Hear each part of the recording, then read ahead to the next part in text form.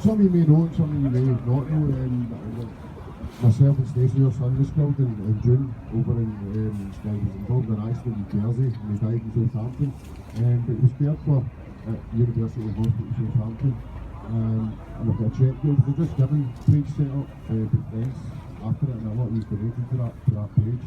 And we decided to, the money would go to worthy causes that would help Clinton in his battle and help us as a family. So with Dr. Ian McIntosh, who's the director of the Paediatric Intensive Care Unit in Southampton. Is that right? So myself and Stacey would just want to present this cheque to the public just to let you know where the money's went. So if you could invite Ian up to take the cheque to Stacey.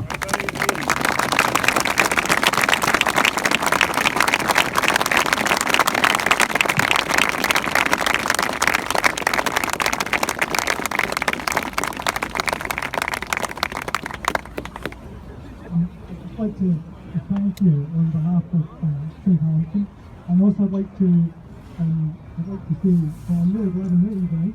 I really encourage you to train, and the thing is incredible. And nothing in life prepares you for it. All I can say is anything I have to do, I hope I can take it something like you. Thank you. Yes.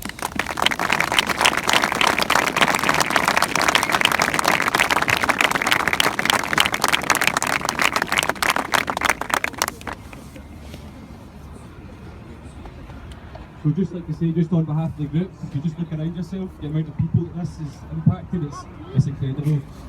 It's really taken the group by surprise, and it's something that none of us imagined even after 24 hours of putting up that Gofundme page, but then sitting at roughly £20,000 to end up in this huge amount, something incredible. So give yourself a big round of applause.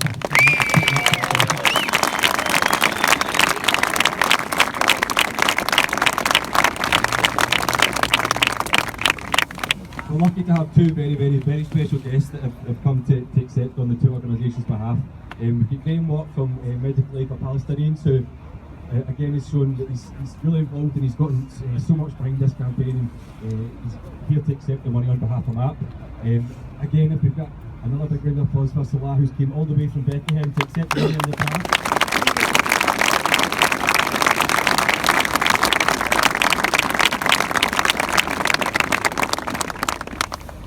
On behalf of the group, for something that started as just a simple display of flags has turned into something incredible.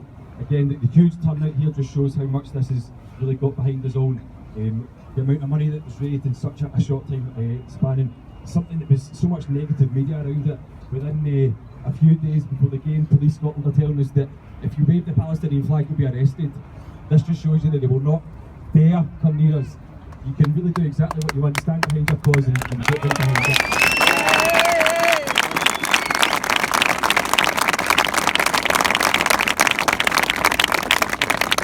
I'm just going to hand over to Graham Watt. He'll say a couple of words on behalf of Medical Aid for Palestinians.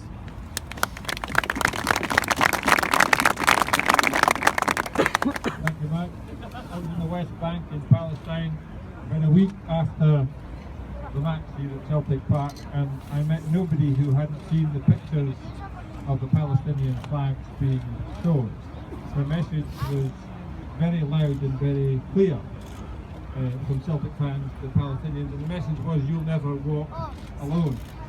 But the other message that was sent was not to Palestine, it was to the wider world, and that is that when bad things are happening, you can't stay silent and let them happen, because it just encourages more bad things to happen. And on behalf of MAP, I'm pleased to congratulate and encourage Celtic supporters for having not stayed silent, for having said this is unacceptable, we have to raise our voice. And the money that you have raised is important. It will make a difference to Palestinians fleeing Syria, to Palestinians in refugee camps in Beirut, to Palestinians in Gaza, in the 10th year of economic siege and military attack, and also to Palestinians in the West Bank, which tends not to get so much publicity, but where they are under the course of occupation, where their society and their economy and their health is being systematically squeezed and made more difficult by imprisonments, by land acquisition, by curfew, by mobility restrictions, and that has a health implication, and MAP is trying to help Palestinians retain their health, whether they're Bedouins in the Jericho Valley, whether they're women with breast cancer trying to get access to the hospitals in East Jerusalem, whether it's young people with disability, congenital or acquired. There are lots of things that this money will help, and on behalf of MAP, from the bottom of our hearts, thank you very, very much.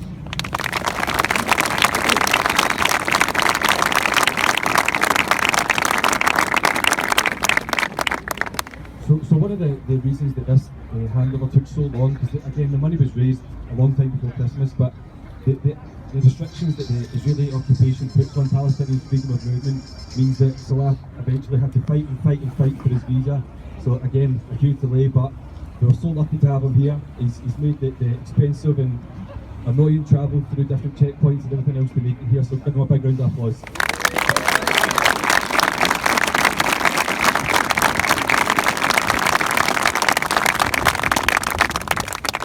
Good morning. My name is Salah. I'm grew up in a refugee camp, and my original village is called Al-Ghur, towards Israel. You know how it's difficult to grow up as a refugee in your country? It's really one of the difficult things in all my life and for our family and our children. So when I'm grow up in either refugee camp, I start like to know what's mean that Palestinian flag. Palestinian flag, it's mean for us is justice and freedom.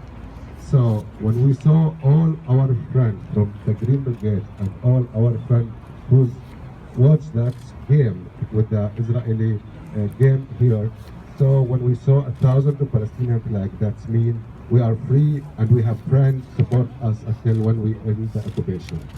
So I'm spent 6 months in jail when I'm painting the first Palestinian flag in either refugee camp with the first Intifada, and that's mean for me a lot to see a Palestinian flag with a white hands, with a white heart from all our friends who believe about freedom. And then when we saw all the money is coming from 16,000 people, that's money, it means a lot for us that all the government support and all the American support who support the Palestinian Authority for nothing sometimes.